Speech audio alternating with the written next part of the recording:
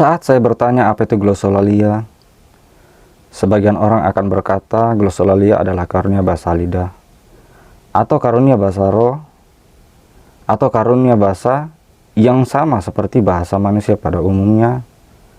Ada juga yang mungkin mengatakan bahasa malaikat.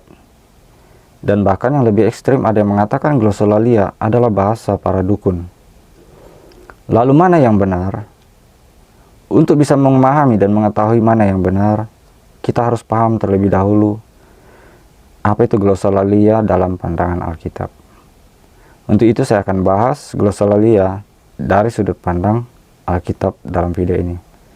Selamat menyaksikan.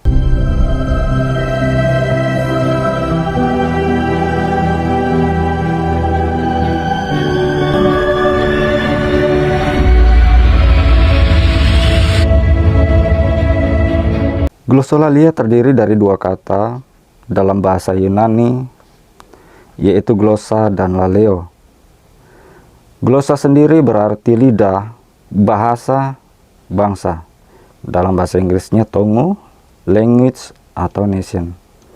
Sementara laleo berarti berbicara atau berkata. Dalam bahasa Inggrisnya talk, speak, atau say. Pada slide awal tersebut, kita sudah melihat kata dasar yang digunakan dalam istilah glossolalia beserta definisinya. Sekarang saya akan menunjukkan penggunaan kedua kata tersebut dalam Alkitab, baik yang digunakan saat menyatakan karunia roh, maupun saat kata-kata tersebut digunakan secara umum di dalam Alkitab. Apa tujuannya? Sebelum berbicara tentang glossolalia, kita harus memahami lebih dalam apa arti dan bagaimana kata tersebut digunakan dalam Alkitab.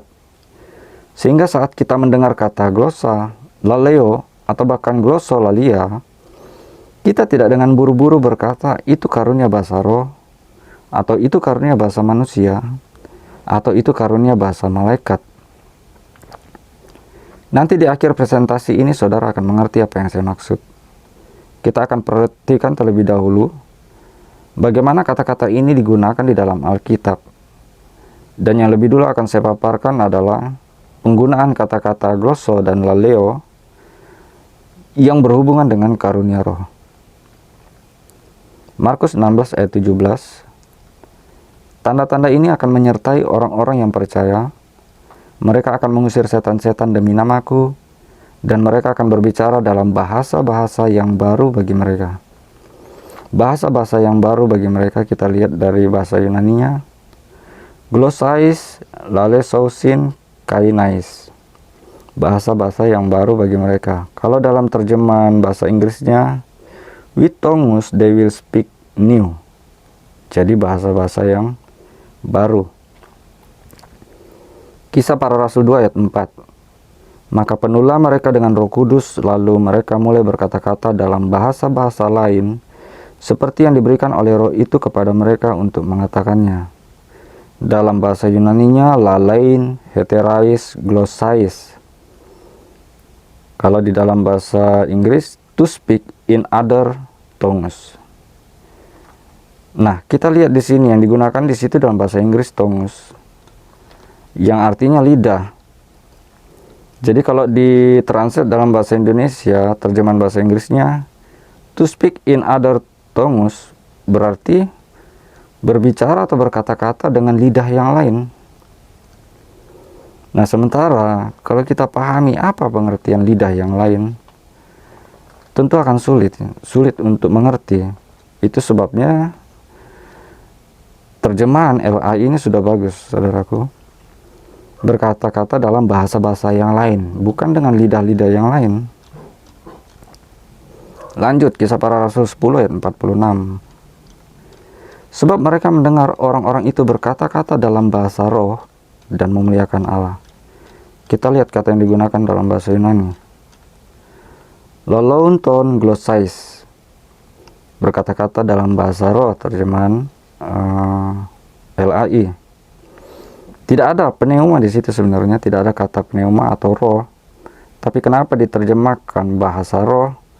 Itu akan saya sampaikan juga di video selanjutnya. Kita fokus ke glossais aja dulu. Glossolalia. Kisah Para Rasul 19 ayat 6. Dan ketika Paulus menumpangkan tangan di atas mereka, turunlah Roh Kudus ke atas mereka, dan mulailah mereka berkata-kata dalam bahasa roh dan bernubuat. Kita lihat dalam bahasa Yunani. Elalaun te glossais, dari asal kata laleo dan glossa, berkata-kata dalam bahasa roh. Jadi di sini juga tidak ada kata pneuma atau kata roh.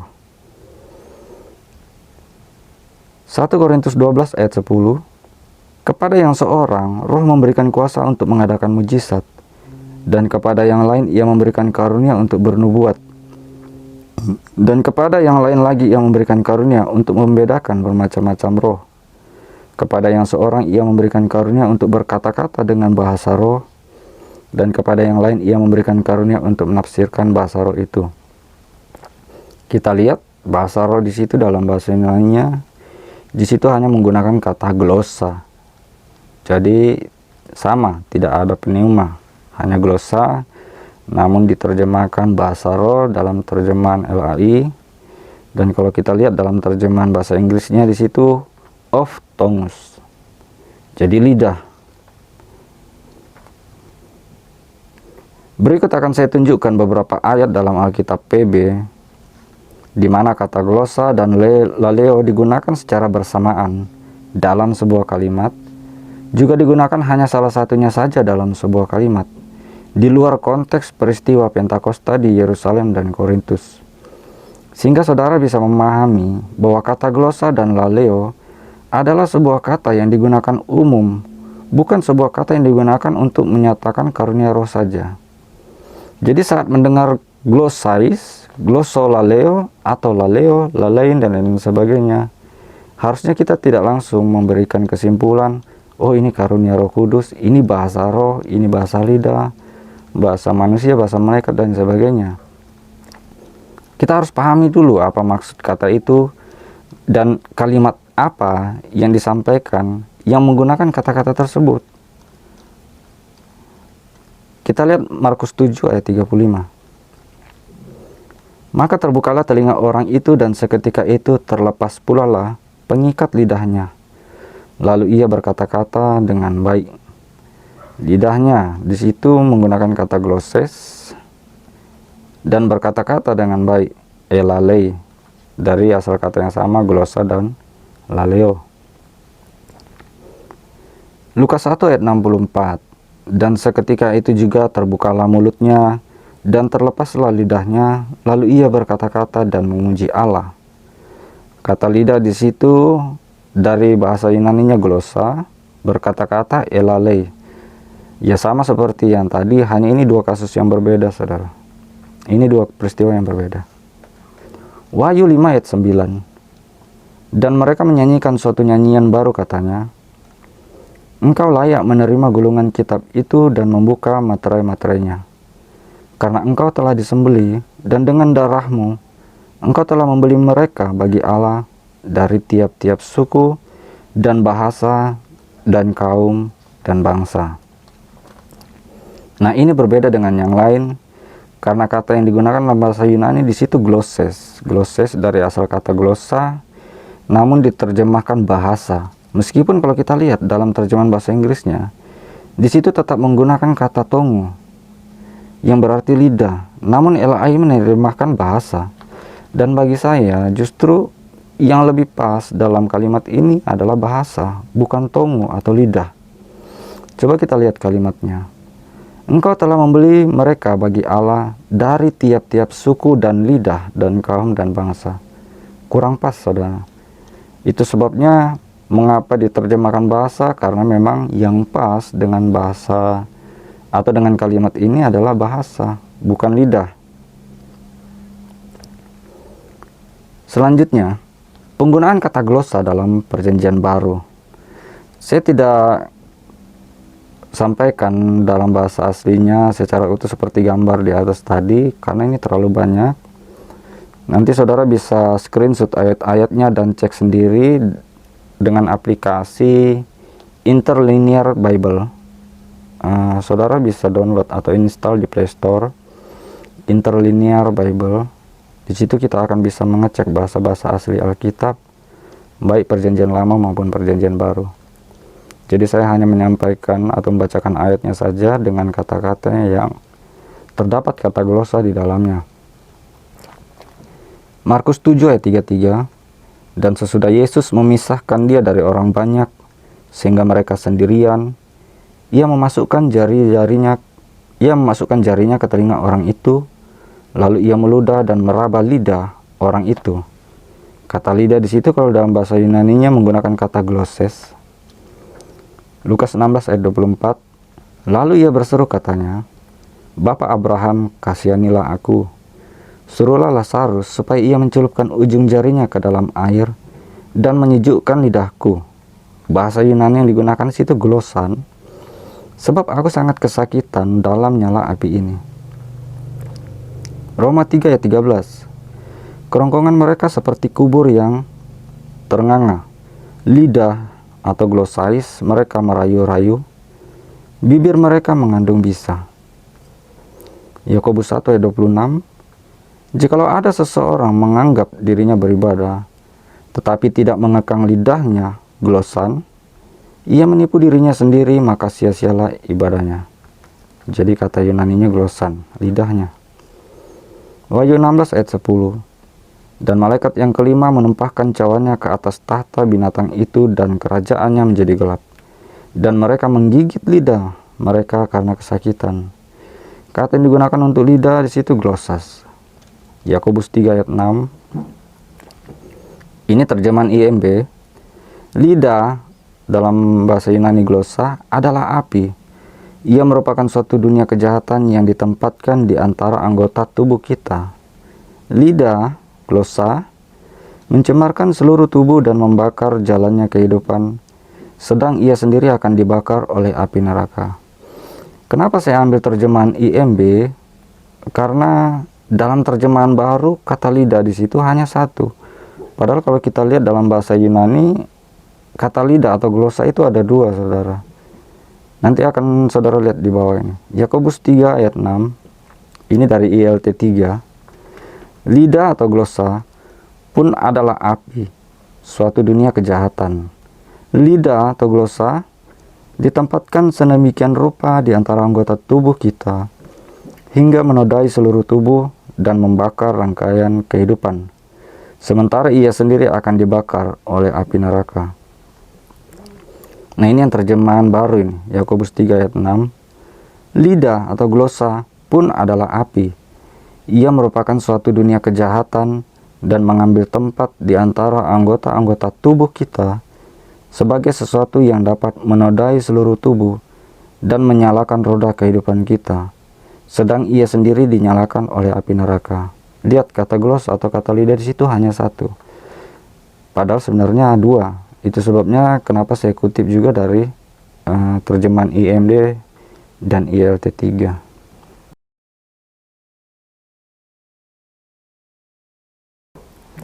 Kemudian kita lihat penggunaan kata laleo dalam perjanjian baru. Matius 26 ayat 73. Tidak lama kemudian orang-orang yang ada di situ datang kepada Petrus dan berkata, "Pasti engkau juga salah seorang dari mereka. Itu nyata dari bahasamu." Kata yang digunakan untuk bahasa di situ lalia. Yohanes 3 ayat 31. Siapa yang datang dari atas adalah di atas semuanya. Siapa yang berasal dari bumi, termasuk pada bumi, dan berkata-kata, lalei, dalam bahasa bumi. Siapa yang datang dari surga adalah di atas semuanya. Yohanes 8 ayat 43. Apakah sebabnya kamu tidak mengerti bahasaku? Nah, itu katanya dalam bahasa Yunani lalian. Sebab kamu tidak dapat menangkap firmanku. Dalam terjemahan ILT 3, mengapa kamu tidak mengerti perkataanku? Dalam bahasa Yunaninya di situ lalian, perkataanku. Sebab kamu tidak bisa mendengar firmanku. Jadi beda kalau terjemahan baru di situ menggunakan bahasa. Kalau dalam ILT 3 menggunakan perkataan. Dalam terjemahan IMB juga sama menggunakan kata perkataan untuk kata lalian. Markus 14 ayat 70. Petrus menyangkal lagi. Setelah itu mereka yang berdiri di dekat Petrus berkata kepadanya, "Pastilah engkau berasal dari antara mereka, karena engkau seorang Galilea dan logatmu, kata logat di sini tuh menggunakan kata Yunani lalia, sangat mirip. Dalam terjemahan ILT 3, dan dia menyangkal lagi, dan setelah beberapa saat lagi, mereka yang berdiri di dekatnya berkata kepada Petrus, "Sesungguhnya engkau berasal dari mereka, sebab engkau juga seorang Galilea, dan logatmu," kata logat di situ menggunakan kata lalia, bermiripan. Jadi dalam terjemahan IMB dan ILT 3 juga di situ ada kata logat dalam bahasa Yunani lalia. Tapi dalam terjemahan baru tidak ada. Itu sebabnya kenapa dua terjemahan ini juga saya kutip. Markus 14 ayat 17 dalam terjemahan baru. Tetapi Petrus menyangkalnya pula. Tidak lama kemudian orang-orang yang ada di situ berkata juga kepada Petrus, "Engkau ini pasti salah seorang dari mereka. Apalagi engkau seorang Galilea." Perhatikan di situ saudara, tidak ada kata logat, tidak ada kata lalia. Padahal seharusnya ada. Dengan memahami bagaimana kata-kata tersebut digunakan dalam Alkitab, maka jelas bahwa kita tidak bisa menyimpulkan suatu kisah atau karunia roh hanya dengan bermodalkan mengerti arti kata glosa dan laleo saja. Karena kedua kata ini tidak hanya digunakan khusus untuk menyatakan karunia saja, maka perlu bagi kita untuk meneliti lebih jauh apa yang disampaikan penulis dalam Alkitab untuk bisa mengerti apa sesungguhnya yang sedang mereka sampaikan. Perbedaan pandangan terkait glosolalia disebabkan karena kurangnya pengetahuan terkait arti dan fungsi kata-kata tersebut, sehingga saat mendengar glosolalia, otomatis mereka akan berkata itu bahasa manusia, itu bahasa roh, atau itu bahasa malaikat. Kurangnya hikmat untuk bisa membedakan karunia pun menjadi penyebab lain perbedaan pandangan tersebut. Padahal saudara tidak bisa berkata, itu bahasa manusia, itu bahasa roh, atau itu bahasa malaikat, hanya dengan bermodalkan kata glosa dan laleo saja. Contohnya mereka yang menyamakan karunia di Yerusalem dan di Korintus. Mereka hanya memakai kata-kata ini sebagai patokan. Karena kata-katanya sama, karunianya pun pasti sama. Ini dangkal saudara. Padahal sudah jelas bahwa kata-kata itu digunakan secara umum dalam Alkitab, bukan kata khusus. Sehingga kita perlu menggali hal lain di luar kedua kata itu untuk bisa menemukan arti sesungguhnya yang dimaksud penulis terkait kata-kata tersebut. Saya akan berikan 3 cara untuk bisa memahami apa yang dimaksud penulis dan karunia apa yang dinyatakan Roh Kudus. Pertama, pahami alur cerita. Saudara harus membaca Alkitab dengan teliti. Jadi perlu dibaca, dicermati dengan teliti kalimat-kalimat dan kata-katanya, supaya kita bisa tahu apakah glosa atau laleo atau glosolalia di situ, maksudnya itu apa. Kedua, posisikan diri Anda pada situasi tersebut. Contoh, saat saudara ingin memahami suatu kisah pada saat tertentu, maka saudara harus menjadi seperti mereka, dengan pola pikir mereka dan pengetahuan mereka. Saudara tidak bisa membawa seluruh pengetahuan perjanjian baru untuk memahami apa yang sedang terjadi di Yerusalem saat Pentakosta. Saat itu fenomena di Korintus belum ada. Bahkan Alkitab perjanjian baru pun belum ada. Jangan justru dicampur adukkan semuanya. Lupakan dulu apa yang terjadi di Korintus. Anggap saudara tidak tahu apa-apa soal karunia roh, sama seperti mereka saat hari Pentakosta. Baca dengan teliti alur cerita, maka Anda akan mengerti karunia apa yang muncul saat itu. Yang ketiga, saudara harus netral. Saudara tidak suka, tidak setuju, tidak memiliki karunia tertentu, bukan berarti karunia itu harus tidak ada. Atau saudara percaya karunia tertentu, bukan berarti karunia itu harus ada. Sikap netral membantu kita memahami isi Alkitab dengan benar. Ketiga hal itu akan membantu kita mendapatkan kebenaran mutlak dan murni. Dan pastikan apa yang saudara ingin pahami harus dilandaskan sepenuhnya pada Alkitab. Maka segala sesuatu perlu diuji dengan Alkitab. Jadi saudara, di video ini saya tidak akan mengambil kesimpulan apakah glosolalia itu bahasa roh, bahasa manusia, bahasa malaikat, bahasa lidah, ataupun bahasa para dukun. Saya hanya menjelaskan arti kata glossolalia dan penggunaannya di dalam Alkitab, supaya kita bisa paham dengan benar apa itu glossolalia. Dari pemaparan tadi, kita bisa tahu bahwa kita tidak bisa mengatakan bahasa ini bahasa manusia, atau bahasa roh, atau bahasa malaikat, atau bahasa lidah, hanya dengan kata glossa dan laleo. Karena itu kata-kata yang umum, kata-kata yang biasa digunakan di dalam Alkitab. Kata-kata itu tidak sedang menunjukkan sesuatu yang khusus, atau saat kata glossa dan laleo ada dalam sebuah kalimat, bukan berarti bahwa itu bahasa roh, bahasa lidah, atau bahasa manusia, bahasa malaikat, dan lain sebagainya. Maka kita perlu pahami posisi kata itu dalam sebuah kalimat. Kita harus cari tahu dulu kalimat apa atau kata-kata apa yang mengiringi kata-kata glossa atau laleo. Lalu kita harus pahami dulu alur ceritanya. Kita harus mengerti dan membedakan karunia. Maka kita akan tahu apa yang sedang terjadi di Yerusalem, apa yang sedang terjadi di Korintus. Di video berikut saya akan jelaskan semuanya, tentu saja dari sudut pandang Alkitab. Jadi bukan berdasar apa yang saya pahami atau orang lain pahami, saudara. Kita akan lihat dari sudut pandang Alkitab. Dan semoga apa yang saya sampaikan bisa memberkati kita semua. Tuhan Yesus memberkati. Amin.